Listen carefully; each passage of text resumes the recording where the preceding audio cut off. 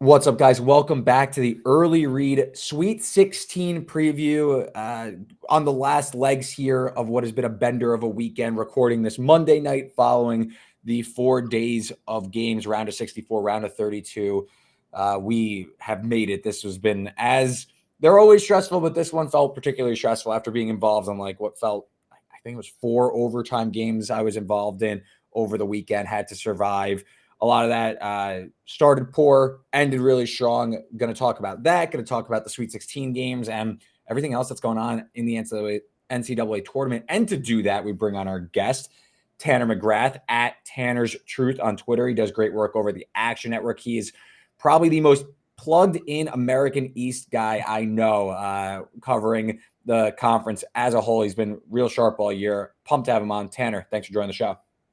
Thank you so much for having me on. We, Reed and I have been sort of online friends for God knows how long. We worked together for 2 months. We were both at Action Network for a little bit. So it's great to finally join the show. I've been listening for God knows how long, and Reed is a sharp guy. So I am happy to be here. Flattered. So before we get into some my guy, not my guy, just overall thoughts on your first weekend. How was your experience? You could talk about some results that went in, whether it's just your viewing experience. How was your first weekend of the tournament? Yeah, everyone was a little down on this tournament because favorites rolled in the second round. But you know what? We got a lot of good overtime games. We got a lot of good late game drama, a bunch of game tying, overtime forcing buckets. We got John Calipari going down again, which is great. A lot of bad games, but also a lot of good. And, just trying to be grateful for every, this 4 years is always the best 4 days of the year. I'm sad that it's over. I'm exhausted just like you. But I told you before the show, 2 of the worst days of the year are the Monday after this weekend and the Monday after the Super Bowl. But at least, we get to look forward to more basketball in 3 days as opposed to football where you're just like, oh, it's going to be forever until I get to watch a game again. So I'm excited. You know what? Because all the favorites rolled, we're just going to get a great Sweet 16 and Elite 8. I mean, these 12 games we're going to get over the weekend will be elite. So I'm really excited for that and excited to talk through it. Yeah, I'm on your wavelength. I've seen a lot of people. This is nothing to do with betting necessarily, just the quality of the games and everything. And I think the games were entertaining enough, but the right team won to make the tournament keep it going a little bit, keep the quality teams. And I'm going through all these teams, and I do my KenPom 2020, looking at who is tracking towards being the national champion. And now all of a sudden Duke, North Carolina, those teams have re-entered that. The group of teams just outside that bucket is pretty small too, with Tennessee, Creighton, Marquette, and surprisingly Clemson. But it makes for a really intriguing Sweet 16, Elite 8, and eventually Final Four, because there's no fluff. If a team goes on a magical run like St. Peter's a few years ago, they make it to the Elite 8 and then they play a serious team like North Carolina, and the game, it's over before there's no point even playing the game. You know what's going to happen. You get sim to the end. So I thought the games were entertaining and compelling enough that you were into it and you were entertained. But it's also nice that there's not too many Cinderellas. They're good for a round, but you don't want too many to seep into the second weekend, because it takes away from what's supposed to be the highest level games. You want the ones and fours or fives and the 2s and 3s going at it with the stakes at its highest, and that's not what we have. You could write those teams off in the second weekend, right? Right now, it feels like we have 14 teams that could legitimately all win the national championship right now, right? Which is great. That's awesome. NC State, I would maybe write off Alabama, but Bama could go on a run. These are 16 damn good teams, all of them, as opposed to getting a Cinderella guy in there that just has no shot to make the Final Four, or something like a Princeton last year. Even though they made a run, St. Pete's, you're right, they got blown out. So you don't have to write any of these teams off. It's going to hopefully create some chaos for the last few games that we have of the year. Super excited to see how it shakes out. Yeah, and I mean, again, it was a lot of crazy games. I mean, capped off from Texas A&M, Houston on a Sunday night. I thought, so good. I had A&M. I thought I was dead in the water, but we ended up covering. And then I thought once I went to overtime, I'm like, oh, we're going to do this again. We're going again. But that last 7 minutes of game time took probably about an hour, and had a very rough wake up on Monday. But nonetheless, we are still here. So let's do some my guy, not my guy. For those that have never listened, it's simply a way to recap the week that was. Guys you want to shout out, guys, not my guys, guys that didn't help you out, guys that cashed a bet, guys that you think deserve some love. Tanner, I will let you go first. Who is your guy of the first week in the NCAA tournament? I did bet Texas A&M, but my guy is Jamal Shed because, wow, that performance. Yeah. I mean, first of all, his on-ball and like dribble creation for a team that desperately needs it, like Houston, is amazing. He saves them offensively, possession by possession by possession. He just his second efforts, that putback dunk he had over like 3 guys as a point guard was insane. His explosiveness, and then of course you get to overtime. You got 4 starters there in foul trouble or out of the game. And what does he do? He played 44 minutes. And after playing 44 minutes, he drove and did a crazy hop step into a bunny when they need a bucket the most. I don't know how he played the entire game. He generated half the offense. He never lost a step. He is a remarkable watch on both ends of the floor. And his energy, I mean, he's a perfect Kelvin Sampson player. And right now, like every time I watch him, I always forget about him. He like kind of seeps in the back because he always focuses on his defense. But you watch him and I'm like, this is one of my top 5 favorite players in the league right now, like in the nation. He is just, he's amazing. It's so cliche, but he's just a winning player. Yeah.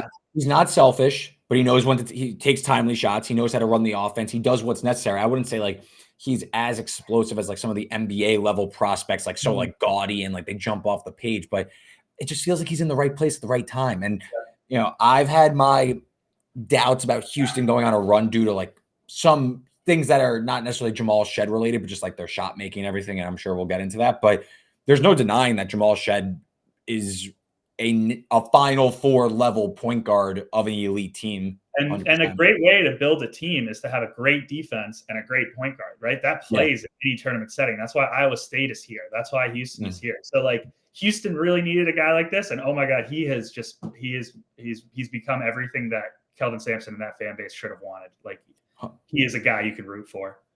100%. My guy of the week is going to be like in a completely different realm, completely anecdotal to me and me only. Me and probably a bunch of people, but DQ Cole for Oakland. So I got my teeth kicked in pretty good on Thursday. Everything else was, so Thursday was bad, and I had an Oakland money line, so that just shows how bad it was. Friday was great. Saturday was good. Oregon would have been nice. And then Sunday was like, I lost a little, but like was okay taking home. Like after I ended up net positive, so we'll take it. But DQ Cole for Oakland, who mixed in the Jack Goldkey, Trey Townsend hype. This kid didn't do much during the games, but he hit the dagger 3 against Kentucky in the corner that it made it 5 with like 45 seconds. Like it was the game. And then coming down against NC State in overtime where it looks like Oakland's going to blow the cover, and they end up pushing for some, hitting for me, which is nice. He drills probably a 35-footer that puts him down 6 with like 10 seconds left. Then NC State turns it over, and I'm like, okay, we need Oakland to either score here to secure a cover or like dribble it out. We need something here. They miss, and the ball gets kicked into the front court, and that's the end of the game, and Oakland loses by 6, landing on the number. So DQ Cole. I don't think I'll ever see you play basketball again unless I'm betting Euroball, but you were my guy of the week, so thank you very much. I also had Oakland plus 6.5, so he saved me. And you know, it's always great to see like Greg Campy just have tournament success. I've always liked him. He's been in Oakland for God knows how long. So 40 years. I tend to root for that team pretty hard. That was a big cover. That was a big cover. And of course, it's great to see John Calipari lose. I love it. I feed on it. So Oakland did its duty, but they lost just in time to like keep things moving along. Big picture. What about not my guy? Because there was plenty of a knife edge, nip tuck bets won and lost on some certain players. Any not your guys of the week? So I also had an excellent Friday. I had like an 8 unit day on Friday. The only thing that could have gone better was that my beloved Vermont Catamounts blew up against Duke, and I blame no one but Jared McCain, who Kyle Filipowski. I mean, Iliri Aoflei, who is my favorite player in the America East this year. He had my vote for like player of the year. I actually had a vote for the that's awesome. All America East conference tournament team because I went to cover the games in Burlington. Mm-hmm. And I was one of 2 votes for O'Leary. Everyone else took Shamir Bogues. And he shut down Kyle Filipowski for 40 minutes. Kyle Filipowski finished with 3 points on 1 shot. And that's because of my center, the best mid-major defender in the entire country by Evan Maya's DPBR. Unfortunately, McCain and the Duke backcourt pretty much outplayed Vermont. They made more shots. And then McCain went on to just go ballistic against James Madison. When I think the whole world was on the Dukes plus 7.5, and everyone wanted them to beat Duke because why not? I mean, that JMU team is fun with a great backcourt. And McCain, I mean, he hit like his first 7 3-pointers. Duke shot 14 to 28 from 3. It's 50%. So Jared McCain, I like him. I generally like him, but he pretty much ruined my weekend, like in more ways than one. So don't worry. You could like your not my guys. It's a 1 game sample for not my guys. We move quickly here. We move on, and we give them a fair shake. Just watching him with his painted nails make every 3-pointer against and then do it again. I just was like sick to my stomach for both games. So yeah, not my week, my guy in other weeks sometimes. Yeah, as a Wisconsin grad, watching JMU smoke Wisconsin for 40 minutes and then them just get absolutely steamrolled from Duke did not sit well with me on Sunday afternoon. Not my guy of the week. It's going to be pretty much an entire team. It's going to be the Oregon Ducks, sans Jermaine Couisnard and Fale Dante. So Oregon, obviously, they blow the cover in double overtime. They lose by 13.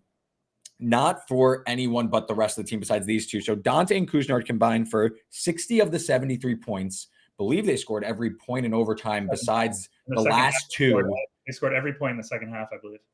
Besides, I think the last 2 because I think it was Tracy took a 3 and air ball that's so bad it went over the hoop right into whoever was in who laid it in.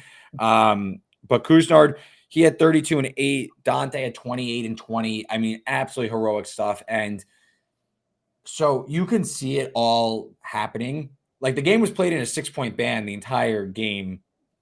Oregon was 6. They closed 3.5, which always gives me like a really bad feeling in my stomach. But when Dante gets fouled with 20 seconds left on the 1-and-1, when Oregon had a timeout to take, and you could draw something up, get Couisnard or anybody else to the line. Dante, who hit his free throws during the game, but 60% shooter, you just know where this is going. Misses the 1-and-1. Baylor Shireman comes down, makes a game-tying jumper. Then it goes to overtime, and I'm like, okay, can we like survive here? 15 seconds left. Couisnard drills a 3 off the bounce to tie it and force double overtime. And I'm like, oh, there's just no way. All of them, the entire second half, were like hand on knees, exhausted.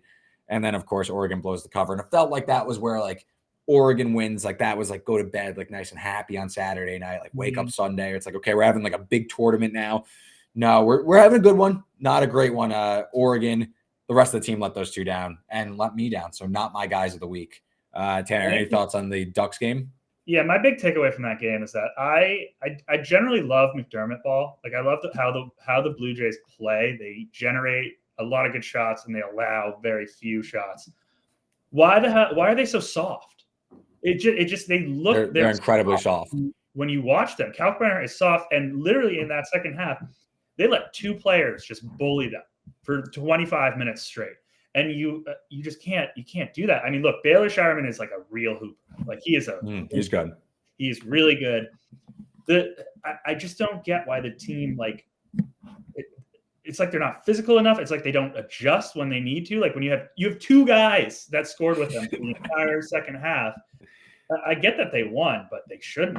I mean, they should not have won. I don't understand why. Like, I don't know if it's a mental or a physicality thing, but they are just soft to watch. They just are. Yeah. So that's something to watch out for in the Sweet 16 for sure. We will be talking some Creighton-Tennessee, but let's move on to our first game of our Sweet 16 preview. We're going to go in chronological order here as we start with Clemson taking on Arizona. This is Thursday night game going on at Crypto.com Arena in Los Angeles. So advantage Arizona for sure. That's where we'll start. But Arizona, we got them laying let's call it market 7.5, total 151.5, 152.5. Wildcats look pretty good, did what they had to do. I think the talent showcased quite a bit in the first weekend. Clemson, I don't think anyone doubted their talent all year. I kind of doubted their consistency about them going on a run.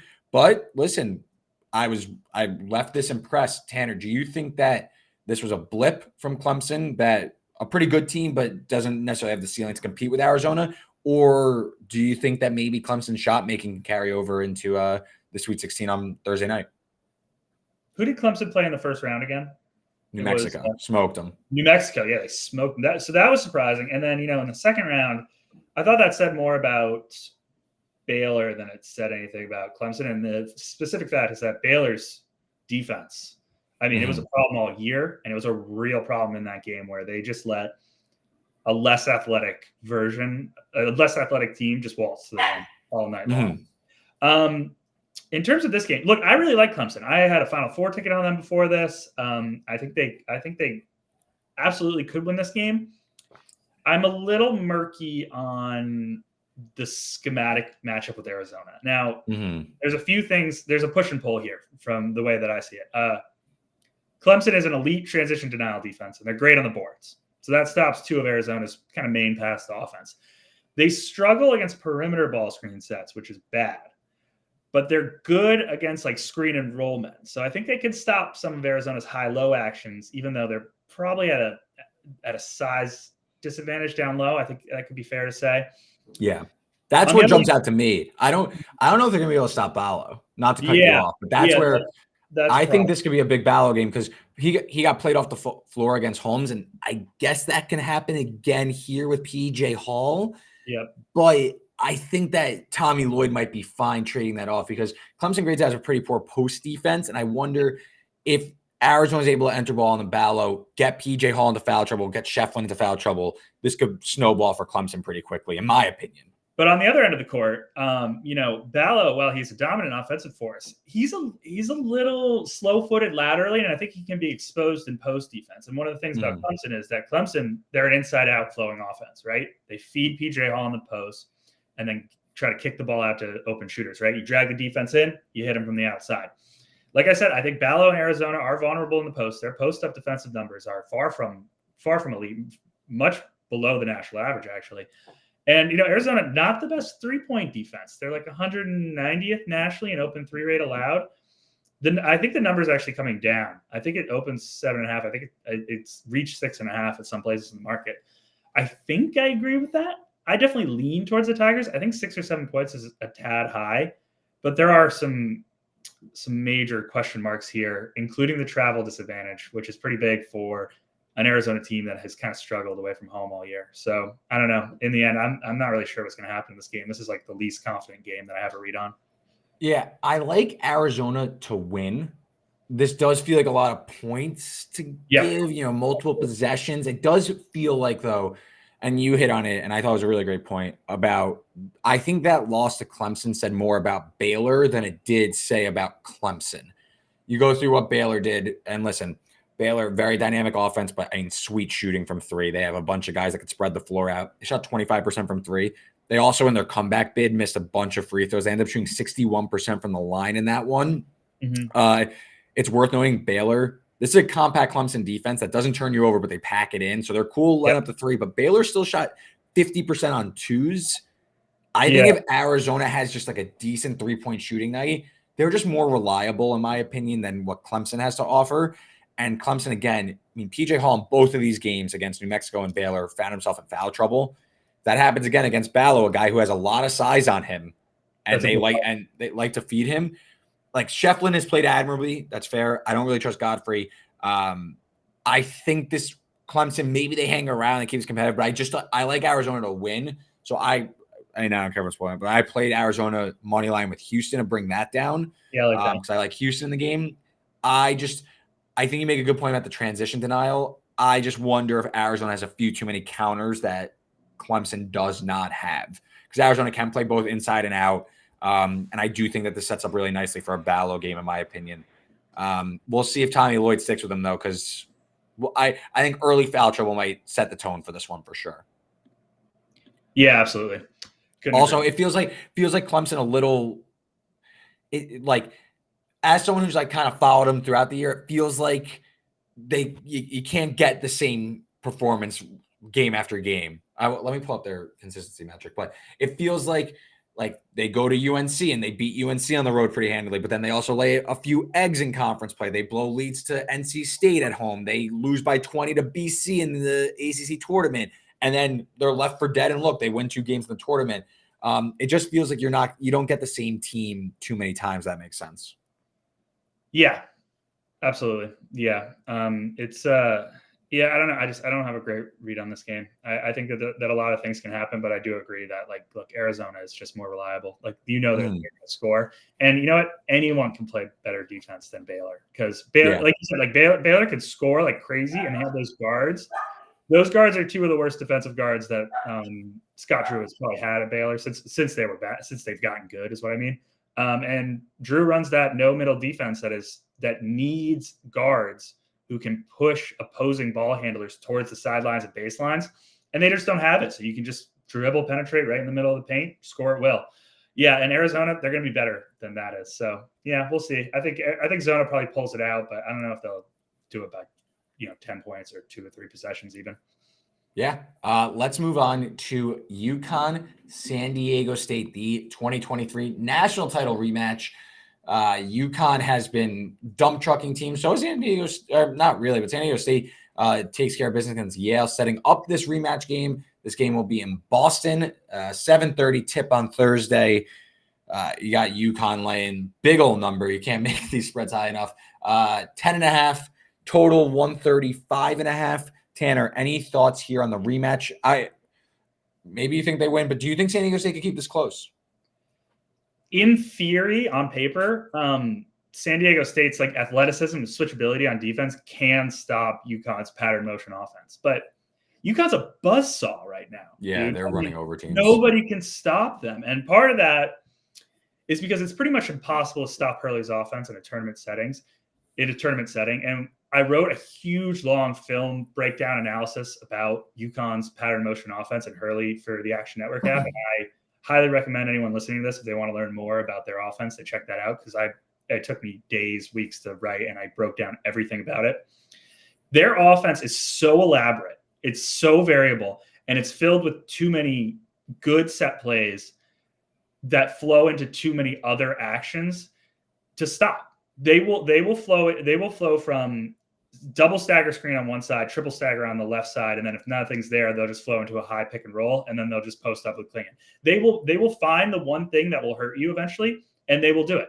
And in a tournament setting on short prep, you can't stop that. The playbook's too deep. And meanwhile, on the other end of the court, San Diego State can't shoot now, which was a huge part of their run last year, and they don't have a go-to guy on offense, which is really, they're just relying on Ledee. And that's a problem against UConn's defense, which is now 4th nationally in 2-point shooting allowed. And Donovan Klingon is a monster, can stop anyone. So I have a hard time buying into San Diego State right now, or fading UConn, even if the Huskies are just way overinflated in the market, right? I mean, I think KenPom makes this spread 7, 8.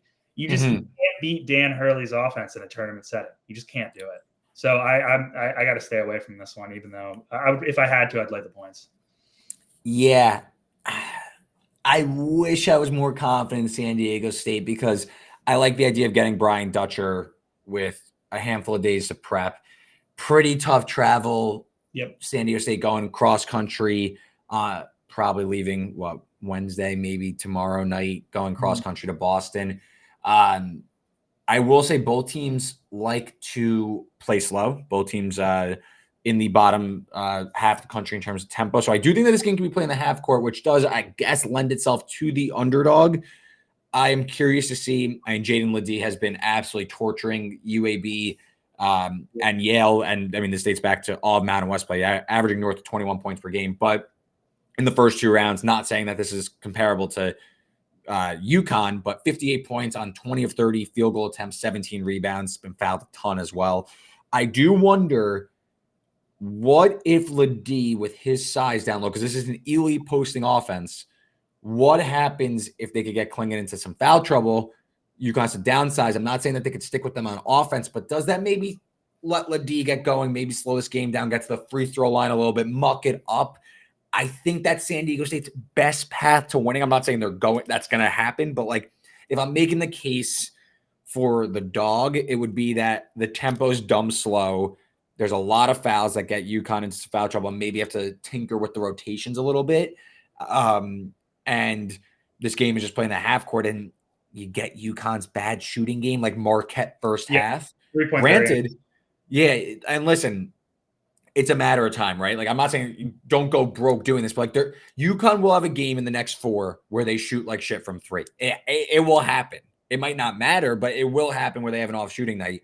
I think that what they got in the Big East Championship, where I think they started like 2 of 12 from 3 in the first half. Yep. And I think they were like tied at half or something against an undermanned Marquette team. The issue is Marquette can't slow down. They need to play fast, and which plays into UConn's hands. If UConn shoots 2 of 12 in the first half and San Diego State has a decent, first half, maybe it's tied or they get some foul shots, all that, then San Diego State's tempo, to me, sets up that this could be a grind. It might be a little bit tougher for UConn to get separation or win by double digits. I haven't played it. I will say under's probably my preferred. If I had to play something, under might be my favorite idea because I just mentioned the pace, but like even UConn Northwestern, a game that was pretty much garbage time from the first, 4 minutes of the game. Like the game, it wasn't a real game. The game literally, it was ridiculous. Northwestern almost came back and covered, though. They were like this close. That's what I'm saying. Yeah. The pace was so slow, and UConn, not that they didn't blow them out. They still won by 17, but like you could tell that the game just became more of pickup style. There wasn't a real ferocity to them. I do wonder, and the game must have stayed under last night, right? It had to have. I believe so, yes. But that I think is the best case, that San Diego State just can't score, but they slow down UConn's offense, that this game stays under. The total currently, 135.5. That would probably be my favorite way of looking at it, because San Diego State, listen, this is a well-coached team. This is a disciplined unit. They know that they can't get into a track meet with UConn. They know they won't win if UConn breaks 75. Yep. So I believe the method is going to be, let's slow this game down. Let's limit the possessions. Let's try and play in the 60s because we can win in the 60s. Why not? Like that's a very low amount of points.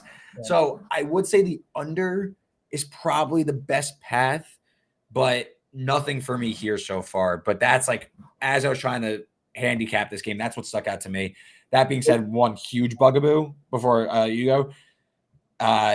Where are they? UConn grades out as they're in the 93rd percentile in terms of cutting offense. You mentioned all that motion zone, how they flow through things, clinging in the high post, just absolutely cooks. San Diego State grades out as a poor defensive team against cuts. They're outside the top 200, I believe, in terms of shot qualities, points per possession. Are they good at cut denial, though? That might be something to look into, because that was something I think I saw. Honestly, that wouldn't surprise me because of San Diego State's athleticism on the wing. Yeah, and their positional size. Compact. Yeah, they're great at cut denial. They're just poor at defending it when it happens. So the key is really to penetrate through, because I think they're going to play pretty compact. But I mean, look, the thing is, like I said, UConn's going to find the thing that beats you, and they're going to do it over and over. So I will say my 1 point, if you get Klingon in foul trouble, the key will be Samson Johnson, because I've seen him show flashes of amazing play, and I've seen him show long stretches of poor play. So you never know what's going to happen there. So, yeah, you're right. Muck it up, high variance, see what happens. All right, let's move. 9:30 tip, the game after Clemson-Arizona. We got UNC-Alabama from Los Angeles, the 1-4 matchup in the West region. And this number's kind of all over the place. Let's call it 4. 3.5, 4.5. You can find it anywhere. Total sky high at 173.5. Tanner, any thoughts here on UNC Alabama?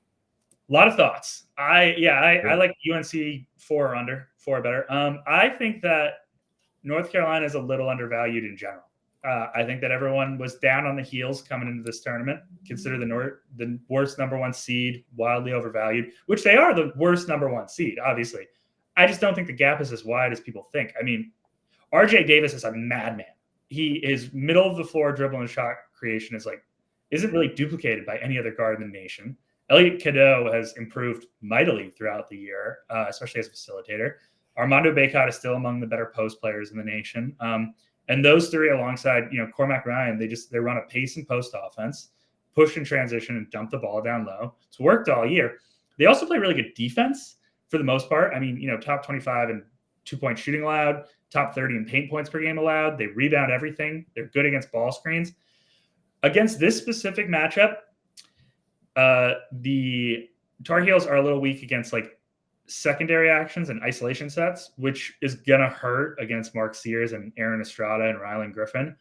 But they are an elite transition denial defense. I believe they're the best team nationally in fast break points per game allowed. So they can keep Bama from running the floor.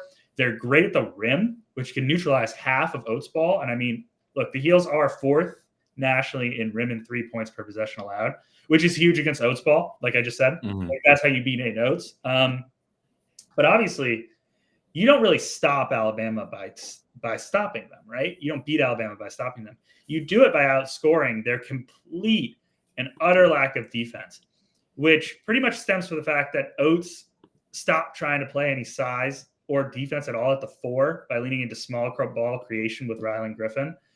And look, which again is impossible to stop because there's just too many floor mismatches for the Tide. But it leads to a complete lack of rim protection for a drop coverage defense. And look, Grant Nelson, useless drop coverage anchor who can't protect the post. He'll probably get shredded by Bacot.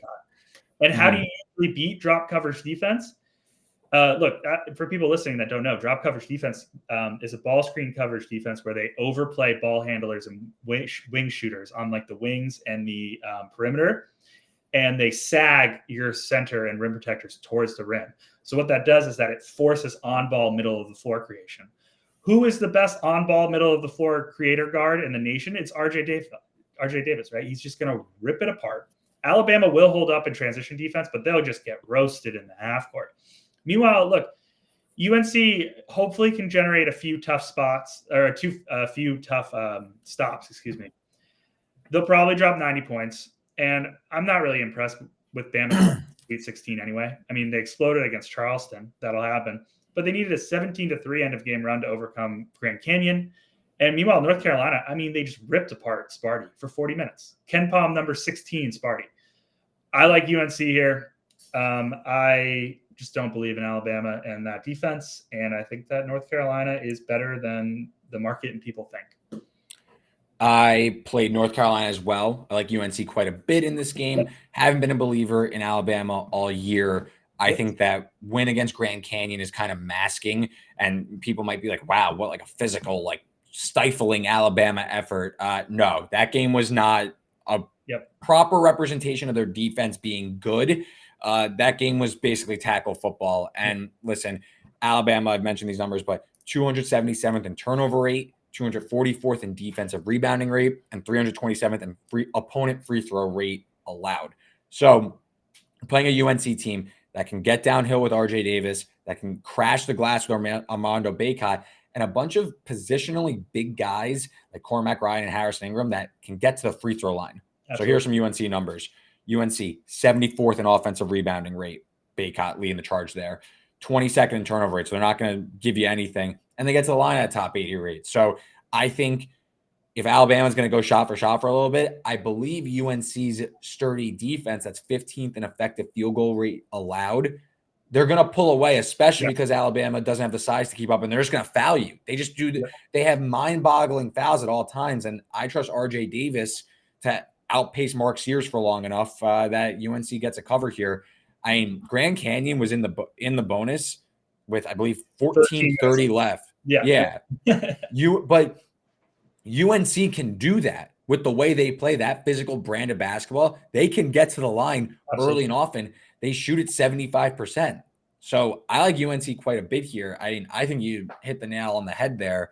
I think their defense could do a pretty good job of running Sears and co. off the line. And I think Bacot could do a good job of, holding down the fort around the rim. And Alabama desperately I guess you could have a Grant Nelson game, but I feel like we've been waiting a while for that. It's probably just not going to come. I think the big issues and why I feel really confident in UNC here is Bama's defensive rebounding and their foul rate really makes it difficult for you to keep up with a disciplined UNC team. That's what it comes down to. They're undisciplined. That game against Grand Canyon was ridiculous. North Should be Carolina downgraded after that game.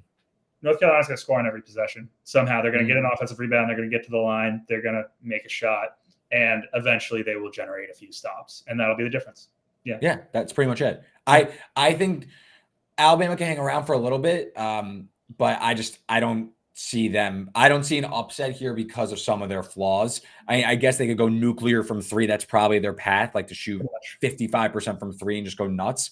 But I just don't see it against a UNC team, especially that is top 10 in defensive rebounding rate. So I don't think we need to harp on this one any longer. Let's close out the night slate on Thursday with Illinois, Iowa State. Really intriguing game.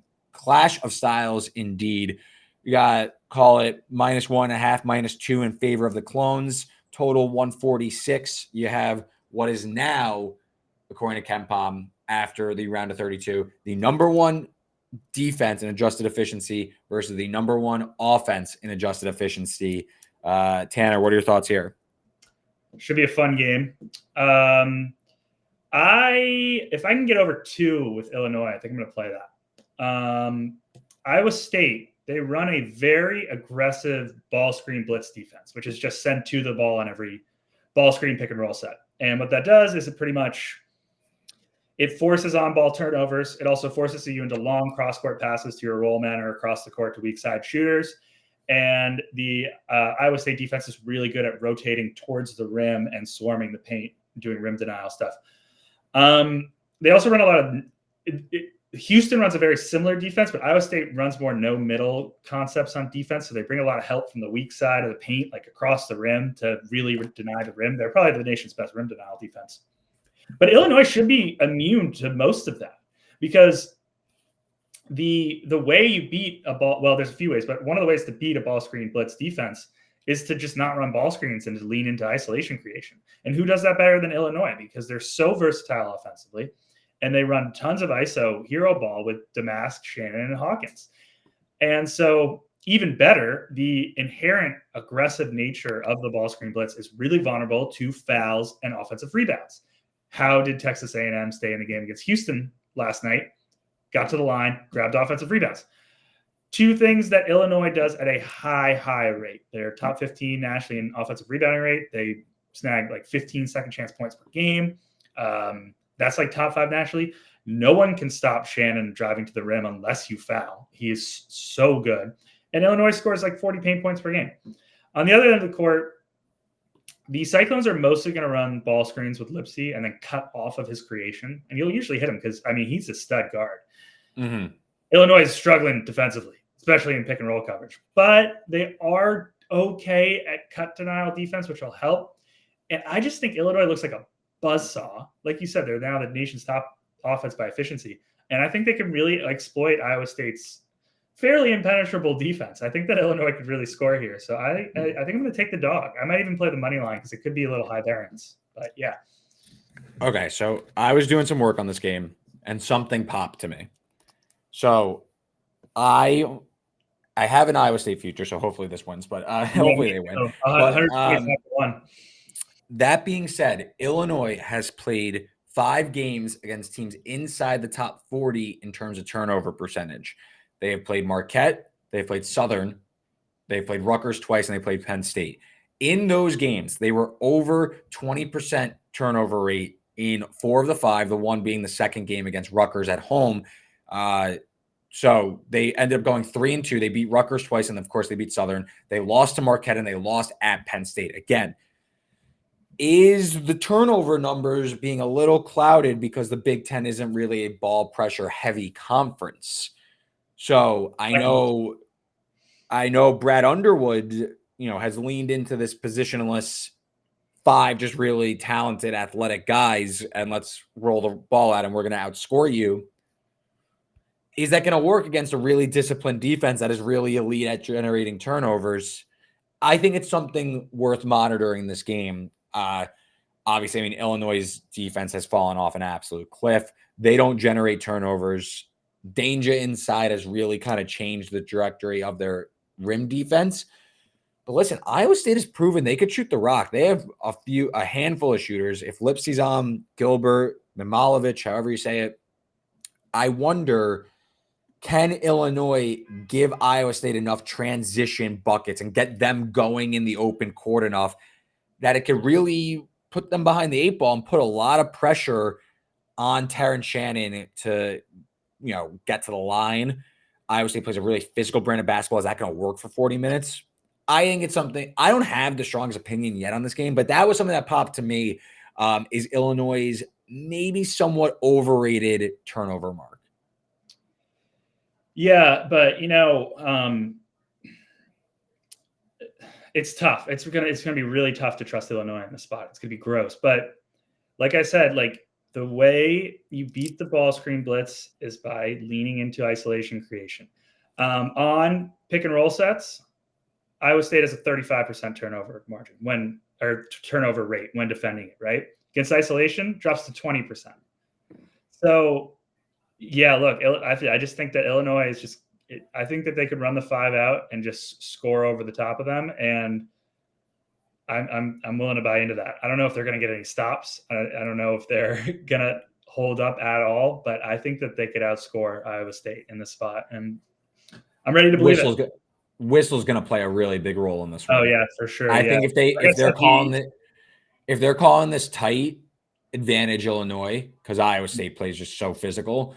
But if they're going to let them play a little bit, I think that helps Iowa State quite a bit, because like you mentioned, this is going to be a lot of Terrence Shannon trying to get to the rim and likely trying to draw some fouls also. But if they're going to let these guys kind of tackle each other like we've seen in some cases, I think that kind of lends itself to Iowa State hanging around. But again, I don't know if they should be favored. Maybe it should just be a pick. I think I'm going to be on the sidelines for this one. But I think this is probably one of the most interested games I want to see, because it could go in so many different ways. Like Illinois could just pummel them with offensive efficiency. Iowa State can make them look stupid with turnovers and everything. I think this one is one of the more intriguing ones on the Thursday slate. Yeah, but fascinating game.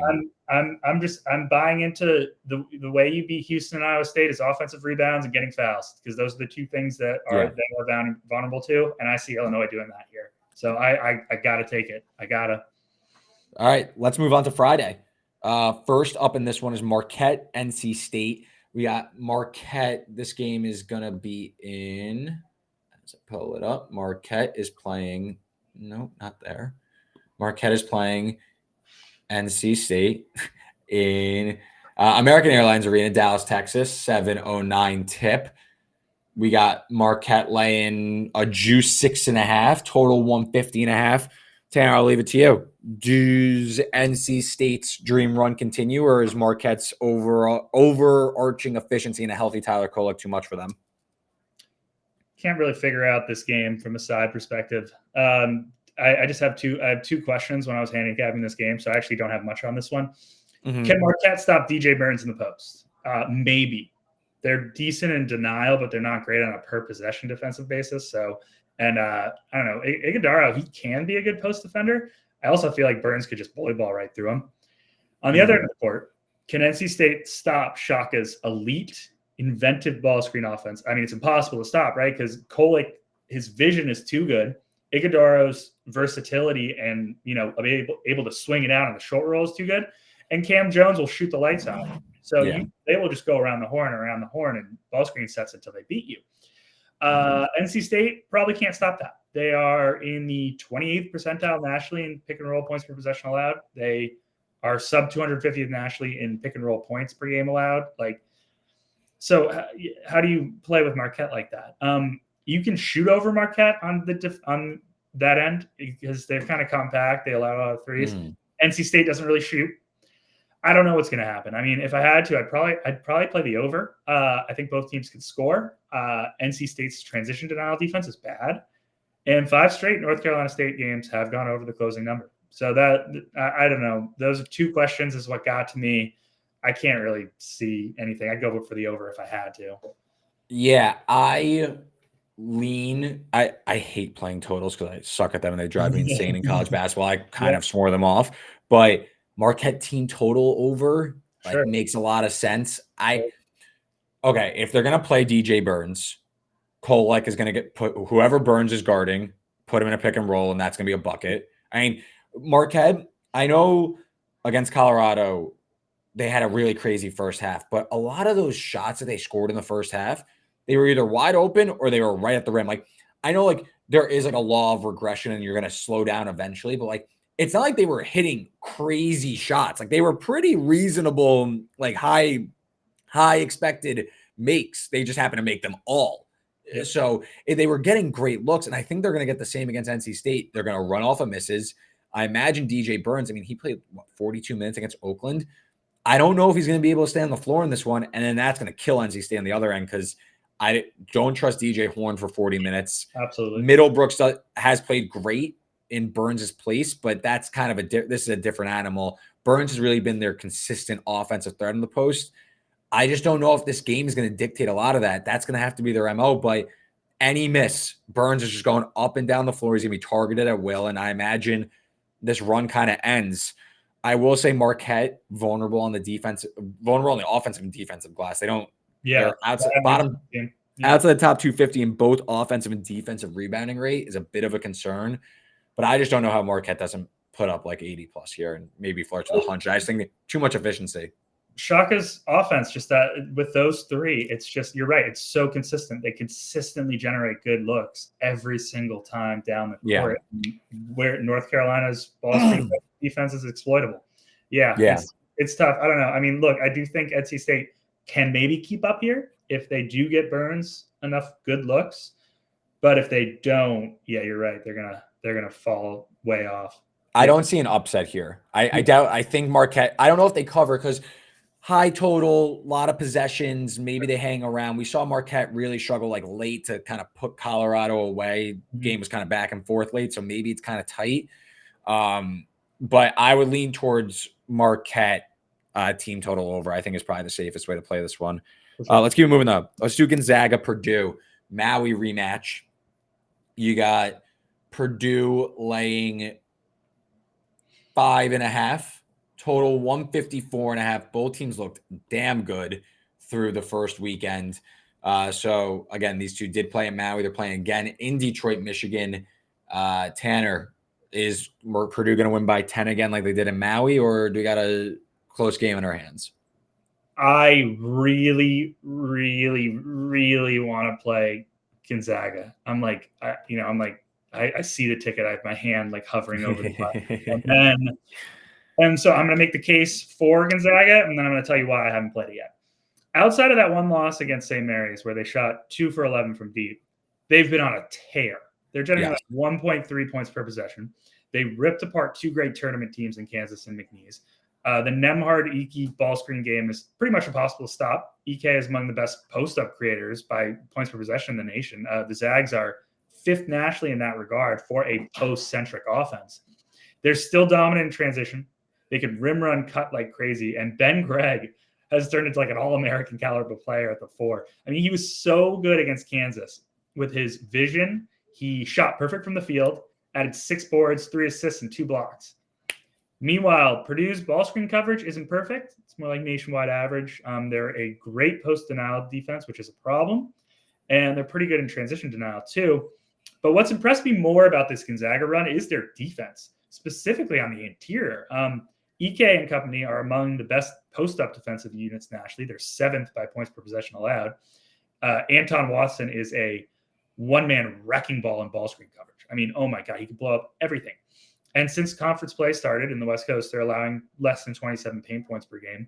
They've snuck into the top 10 nationally in 2-point defense. And this can all play against Zach Edey and the post-heavy, post-only Boilermakers who need to create on the inside to open up shooters on the outside. But, man, if the Zags get into any foul trouble, that's it. Their complete and utter lack of bench will sink them. They are sub 340th in bench minutes. They have only 2 bench players. They are really good at not fouling. They're 20th nationally in free throw rate allowed, which is super impressive considering how they play interior defense. It doesn't matter, though, because Edey gets a foul every time. You can't play against this guy. You touch him, it's a foul. It's crazy. It's impossible. So it doesn't even matter. I know. So, at least it's high variance enough that you don't know what type of whistle you'll get on him, right? If you hack it, are you going to get the soft Edie whistle or are you going to get the hack Edie whistle? Who knows? Purdue won this game by 10 in the non-con, but the Zags shot like 6 for 32 from 3. Bulldogs have improved a lot since then. Edie still took 10 free throws in this game, and I just don't know what's going to happen with the whistle. I don't know how many free throws are going to get. I don't know what kind of foul trouble is going to happen. I'm really, really intrigued by Gonzaga and the points here, but I don't know if I can overcome that inherent fear in me. I bet Gonzaga in the first game. Mm-hmm. And if I remember correctly, I was recording a podcast during it, and I checked the score like midway through, just like peeked over at my phone. And I was like, down like 3 at half. They were like hanging around for a bit, and then they end up maybe they were winning for a bit, but then like they ended up getting their doors blown off. I agree. What's stopping me from taking the Zags is the fact that if Ike picks up 2 fouls like he did against Kansas, Edie's going to end up just taking over. It's going to just be over. And I'm not comparing Utah State to Gonzaga, but you saw Utah State. They got into foul trouble early, and it was over. Like, the game literally was over. And Utah State played well for 8 to 10 minutes. And then you pick up your 3 big men all had 2 fouls. What are you going to do? You're cooked. Gonzaga's 342nd in bench minutes. There's no insurance here. And that's a really scary sight. When spread's 5.5, you are expecting Gonzaga to have like a fair shot at winning. It's not like you're taking Gonzaga plus like 9.5, 10.5. It's like, okay, like, weathers some fouls at, and you hang around till the end. Like 5.5, you're expecting that this is like a 1 possession, 2 possession game down to the wire. You need to make sure like you have your guys. And just with Edie, it's so hard to count on that when Gonzaga has no bench. That's why right now, I don't know if I can get myself to it because, man, I really think this Purdue team is vulnerable. I really think so. And we're going to talk about the Creighton game, but if Tennessee wins, I think Tennessee's a banger against Purdue because Tennessee has the guys where they could eat some fouls. They could throw some, Adu could pick up 2 and it's not the end of the world. I'm going to butcher his name. Akawa, what's his name? Yeah. Whatever his name is, the freshman stud, he could come in and he could just rack up fouls on Edie and just elbows and stuff. Like that's a team that can handle them. I don't know if Gonzaga can because Purdue bottom 25 in terms of turnover percentage.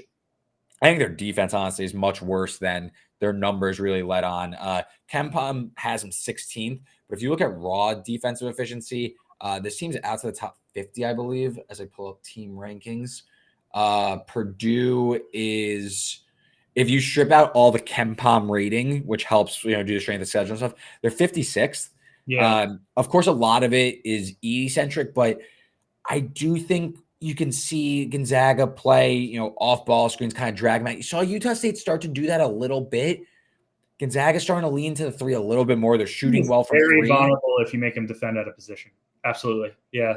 I wonder if you did it a couple times to hang around with them. Like I wonder if you with some time to prep here can maybe draw some stuff up to pull Edie away, because I really think it's going to sound stupid because they lost by 40, but in the first half of that game, the first 10 minutes, you saw Utah State do some things that pulled Edie away from the rim. Martinez hit 2 early threes, and Utah State's a poor 3-point shooting team. Gonzaga, they don't like to shoot the 3 a lot, but they have capable 3-point shooters, especially at the forward position. Not Watson, but Ben Gregg is a 38% 3-point shooter. Hickman, of course, is a good shooter. Ike, not trusting him. Nembhard wouldn't trust him really either, but I think Ben Gregg, if he plays at a high level, that could kind of open this up, and it'd be Gonzaga or nothing for me. Just the fouls kind of make me a little wary. And you can trust Mark Few to draw up a good offensive game plan here. And and Ben Gregg has been playing at a high level. He's playing so well. So I want to do it. I'm just gonna have to deliberate over it probably until game time. Maybe like people, the spread's kind of jumped. Maybe if people keep in on Purdue and I could grab like a 7, that'd be really intriguing. But right now, I don't know. Second half bet maybe if like Gonzaga's not in foul trouble. Yeah. Maybe second half. Like if Gonzaga proves like, okay, like Ike Watson, they got like 1, they're fine. It's like a tie game at half. Like just take Gonzaga second half. Because I do think if this gets late, I think I trust Ryan Nembhard more than anyone on the team. So Yeah, let's keep it moving though. Let's do Duke Houston nightcap from Dallas. Obviously, edge Houston there, but I'm sure Duke will travel just fine. Houston, we got juice 4, cheap 4.5, total 134.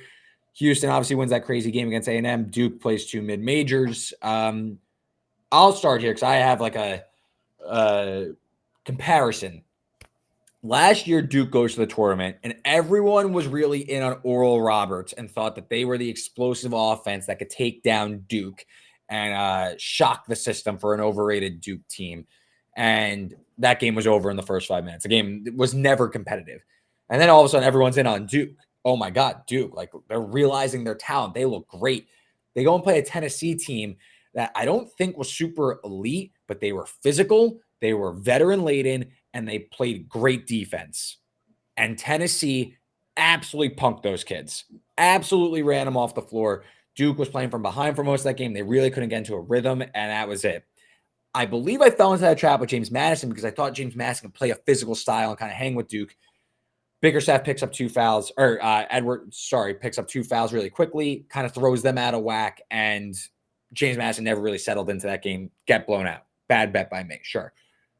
I think we're having a similar setup here, though, where, Duke's starting to realize their ceiling. This is a great team, young, coming of age moment, McCain, all that. I think they're going to get absolutely pushed around by Houston, similar to how they did get pushed around both times against North Carolina in both games in the regular season. And I guess, like, North Carolina has some similarities to Houston in the way they play, especially on defense, not in terms of ball pressure or anything, but the way they crash the glass, their physicality, they rely on their size.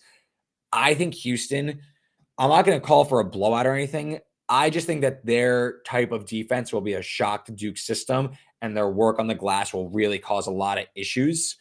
And Duke's offense that's super reliant on late clock isolation situations, I just don't think it's going to work against Houston's defense that is super disciplined.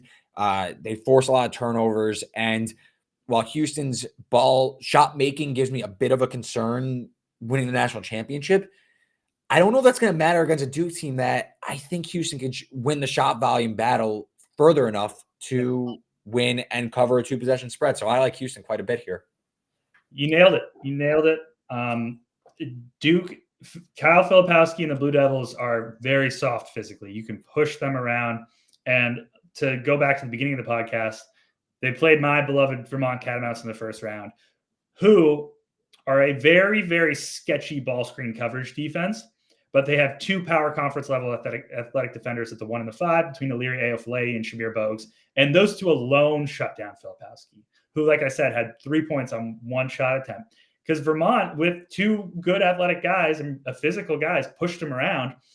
Duke finished with 64 points on 0.92 points per possession against Vermont. And, it was the Devils' 6th worst offensive performance by effective field goal percentage of the year. They were just more physical with him, and he's physically soft. You can bully him around. And Houston is going to be a completely different animal than my beloved Catamounts. They are, look, one thing is, not only are they the most physical, athletic defense in the league, you don't beat Houston with on-ball creation and post feeds. You don't. Kelvin Sampson, just like Iowa State, runs an aggressive ball screen blitz defense, 2 to the ball on every pick and roll, aggressively roll towards the rim in the paint, deny that, creates turnovers, long cross-court passes, stifles any attempt at dribble creation in the paint. The way to really beat Houston is like crisp perimeter passing, 5-out zoom actions, dominant weak side spot-up shooting. Duke's offense is all about Kyle Filipowski in the screen and roll game. And he's good. He's a stud pick and pop guy. He's great when he's hard roll. But he's expectedly especially good off those short roll, hitting those shooting guard situations because he has great vision, and he pulls defenses towards the interior. And that's why Duke shot 40% from 3 in ACC play. But Houston is going to cover that up immediately. They are so good at ball screen defense. They are so good in the high post defense. From the outset, like, Duke's not going to be able to get into their half court sets at all. And, Texas A&M, they hung with Houston because, like we talked about, they're great on the offensive boards. They draw fouls at a high rate. Houston is the same thing, aggressive. They foul a lot. They allow second chance opportunities. Duke is good in both those areas. They're not elite. And I just don't trust their soft asses to beat Houston on 50-50 balls. And on the other hand, I will say, I'm the same. I'm unsure where Houston generates efficient offense. And there's some chance that Houston gets into some foul trouble too, and they have some questionable depth. But from a schematic and physicality perspective, I don't know how Duke scores. I think Duke might score 50 points here. Like it's just a bad matchup. Under might be worth something. I guess foul shots at the end. I was thinking under too. I played them again. I played that against Vermont in the first game. And the only reason Duke, the only reason they beat James Madison by so much was because they shot 14 from 28 from three. Yeah, that's Duke's path. Duke's path to winning is going off from three. The threes will be there. It's if they hit them. They will. And they very easily can. I just think it's more likely than not that Houston's defense kind of overwhelms. And again, I think there's kind of a disconnect with Duke to the public, at least, like in terms of people maybe just jumping in. Like, this is not your father's or your big brother's Duke offense that's running gun, high tempo, putting up a lot of points. They're 45th in adjusted tempo, according to KenPom. They're trying to run. He slowed it down a lot. He slowed the tempo. They really want to go through their sets, and that's only going to help Houston because those late shot clock situations, Duke's not going to get any clean looks. That's going to be like late floaters and runners. I really struggle to see Duke win a nip and tuck battle there. I'd much rather prefer Houston, who I think I can rely on to clean the glass, dominate. I think like Duke needs Mark Mitchell out there, who I don't really trust that much, especially when there's like an athleticism and physicality match there. Like Mark Mitchell against JMU might work because he could kind of use, like, I don't think Mark Mitchell's very good. I just think he's really athletic. Against Houston, who has 5 of those guys, that's not going to work. Mark Mitchell killed Vermont in the first half of that game, but he was going up against Nick Fiorello, who is a favorite of mine, but he's a little slow-footed. And Johns Becker did something really smart. You put Seth Joba on him, who is a freshman, but he's a little more athletic and he's a little bigger. And all of a sudden, Mitchell wasn't getting so many clean looks. And now you have Houston do the same thing. And if Kelvin Sampson, I don't know if they can do this, but this is pretty easy to do. You speed up Duke, you will crush them. They are 1-3 in games over 70 possessions this year, 23-5 otherwise. So I don't know if Houston if Houston can go, they can easily beat Duke on that end. The question is, no, I mean, my handicap is just that. Yeah, I don't think Duke scores. I don't know how they're going to score a single point. Yeah. All right, let's close it out though with really interesting game. I believe we both have some thoughts on. It's Creighton-Tennessee. Tennessee now out to a 3-point favorite. They opened 2, now out to 3. Total 143.5. Disclaimer: I bet 3 natty futures. That's the only future I have. I have Marquette from before the season at 33-1. I have Tennessee from about early January. I've decided I've seen enough out of Dalton Connect. I bet them 22-1. And then in like February, I thought Iowa State was turning into something offensively. They didn't really get there, but still, we're in the second weekend, so I can't complain. I have them 35-1. So those are my 3 futures. All year, though, I've kind of been banging the Tennessee drum. They finally got me in January at 22-1. Are you with me that they're at least making the Elite Eight? Yeah, I bet Tennessee money line. I'm going to take some -2.5 too. I think it is. This is my favorite play of the Sweet 16. I know that Tennessee, they run a lot of flex motion stuff, and hitting cutters is tough against Creighton's. They run a drop coverage defense too, but it's like the best in the nation. It's the calc drop. Can't really beat that. But as I said, the same with Alabama, RJ Davis against Alabama. The real key is going to be Dalton Neck just creating off the dribble and in the mid-range and in that middle of the floor against the drop. Dalton has played some drops in SEC play. South Carolina, he dropped 26 and 31. Dropped 25 against Bama's drop, and he would have had more in the second head-to-head matchup if he didn't shoot 1 for 7 from 3. And against Florida's drop coverage defense, he dropped 39. So that's the key to this game. He's going to be able to create in the mid-range per shot quality. He's in the 90th percentile of players in mid-range shooting efficiency. And that's the key against Creighton. That's how you're going to be able to beat Creighton's defense, which is, as we said, soft. Why are they so soft? Yeah. On the other end of the court, Rick Barnes, he's just going to pressure the ball, guard the perimeter, and overwhelm you in the gaps. And I think this is going to play against Creighton's inside-out motion offense. Look, they're either going to post up or roll man with Kalkbrenner on the interior, and then they're going to run off-ball screening actions on the perimeter. Tennessee is an elite interior defense, top 90 in post-up PPP allowed, second nationally in roll man PPP allowed. And then they're elite against off-ball secondary actions. They're second nationally in open three rate allowed, close out on 70% of opposing catch and shoot opportunities. That's fourth nationally. And a good way to summarize this is that Creighton is a rim and three based offense, second nationally in rim and 3 points per possession. Tennessee takes away the rim and the triple, ranking fourth nationally in rim and 3 points per possession allowed. I think this is a really tough matchup for Creighton. I think that Creighton is really soft. They let Cousinard and Dante run all over them in that second round matchup. And Tennessee is going to be able to do that. And at this point in time, I trust Dalton, Rick, and the Vols more than I do Greg McDermott and the Jays, especially considering the schematic matchup. Yeah, I said when I was talking in my podcast, like famous last words, trusting Rick Barnes in March. Yeah. I almost had that coming of age moment on Saturday night watching Tennessee nearly squander a double-digit lead to Texas as they kept shooting threes. 3 of 25 from three, but they get over the hump and they win and they advance to Sweet 16. I don't want to be too cliche, but it did really feel like that's the game they're supposed to lose. And like they kind of got over the hump a little bit. We were talking about UConn earlier, like, oh, like they're going to have a game where they don't shoot well, like, and they're going to need to grind it out. And it felt like that was it for Tennessee. And I do really like this matchup against Creighton for a lot of the points you said. I've been saying all year that Creighton, you can pressure their ball handlers. They miss Ryan Nembhard a lot. I know they're top 75 in turnover rate, but I think that's a little fraudulent. We've seen some of the better ball pressure teams in the Big East really get into them and really make them uncomfortable. We saw Providence do it. We saw Seton Hall do it. UNLV in the non-com were able to throw guys at them. Tennessee can really, really change this game with Ziegler, with Meshack all on the perimeter, able to kind of get in their shorts and make guys like Ashworth, Trey Alexander, Baylor Shireman uncomfortable.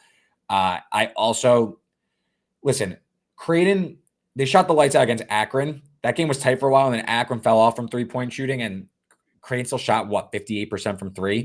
Mm-hmm. Against Oregon, a game that I know they won by 13, but I think we could – that game was a coin flip. It was a one possession game. Like, it was a double overtime game. Doesn't count. They still shot above their percentage from three-point range. Yeah. This team is top 10 in three-point rate. What happens if they shoot 25, even 30% from three? They're going to lose. Against a really good three-point defense that covers every single shot, too. I know Creighton – okay, so Creighton shoots 36% from three, 32nd in the country. That's great. 7th in the country, though. There's no other counter. It is, are they making threes or not? They are a coin flipping team. That's what I've been calling. You're flipping a coin. And listen, if they shoot well, I still think Tennessee could offset it with their ability to pressure defenses. And honestly, with their way to just generate second chances and clean the glass. I mean, against Texas, who granted is a worse rebounding team than Creighton, but I think Tennessee can win the shot volume battle. And most importantly, Creighton, dead last in turnover percentage. No team is winning 4 more games. That is dead last in turnover rate. They're not going to force any mistakes. That's baked into the scheme, though. Their calc drop is all it's passive. It's a passive coverage. Like exactly, but like not good. But so you're never going to win. I just I will go down with if Tennessee is able to win the rebounding battle, turnover battle, and get just like a normal to below average 3-point shooting night from Creighton. I don't see why they can't win this game fairly comfortably. I'm sure it will be nip and tuck at the end because that's how all these games get at the end. And, Tennessee's going to have to hit some free throws to, secure a 2-possession cover. But, like, I think Tennessee, in my opinion, they match up super well with Creighton with what they want to do. I think even just watching them physically, I think they could really push around Creighton, a team that I find pretty soft, like you were saying. Absolutely. I think Tennessee is a really, really bad matchup for Creighton, and I also think they're a bad matchup for Purdue. And if it does get nip and tuck towards the end, Dalton is going to be able to create shots, and he'll probably make them. You can really trust that guy as a go-to scorer down the stretch, and I think that he could really carry them in this game, score a lot. Yeah. So I like that we're both on the same page as Tennessee. I think they're going to the Final Four. Like I think this sets up really nicely for them. I think the bracket's kind of broken out. I said on Selection Sunday, I saw the bracket. I was like, man, they got no excuse not to at least make the Elite Eight. I did bet them Final Four at like 4-1. So yeah, the bracket really broke nicely for them. So really, great stuff. Went about an hour capping these games. So this was awesome. Really quick, just because good stuff. And like, I don't know if we're right, we could social clip it and we got to sound smart, but updated Final Four national championship game and national champion. Go. All right, Final I Four. put you on the spot too. I didn't tell you about this, so I just put you on the Well, spot. I'm gonna go UConn. I think they get through. I think Houston gets through. I think Tennessee gets through. And then I'm gonna say North Carolina still gets through, even though that's like my least confident. I think that UConn takes down Tennessee in the title game. Okay. What you said for the South? You said Houston? Yes. Okay, so I gotta go somewhere different than you. I went a little chalky, but this is the first time in what 10 years that we have all 4 #1 seeds in the. I'll go UConn gets through, Arizona gets through, Tennessee, and Houston. I think those 4 get through. I think Tennessee beats Houston. I think Arizona beats UConn. I think Arizona will be the team to do it. Let's go. So we have 2 2s in the finals. And Rick Barnes, they do it. Tennessee beats Arizona. Maybe I'm a little biased, but I think Tennessee beats Arizona. I got to cash my future, and they cut down the nets in Glendale. I think that's also hidden, maybe a little bit of an edge. I guess maybe not because it's the Final Four, but Arizona being close to home might play a factor if they get there, of course. Yeah. That's for the next episode. But Tanner, you're a great guest. A lot of great stuff in there. Where can we find your work? Yeah, man, that was really fun. Make sure you follow me on the Twitter or X or whatever it's called, Tanner's Truth. Make sure you download the Action Network app. Follow me on the Action Network app. It's at Tanner's Truth, and all of my work is on there every day. I write every day, and I do videos and whatever else we do in this content industry, which we love so much. It was a lot of fun, man. I love talking ball with you. Yeah. This was awesome. We got to do it again next season. As always, make sure to follow me on Twitter at Reed Wallach. Follow the Instagram, follow the Twitter. What else? I got YouTube now. All the early read. That's where you can find all my stuff. And the bet stand for all my plays at RW33. We'll be back next week. Final Four preview. Until then, good luck with all the bets. Happy March, and we'll see you next week.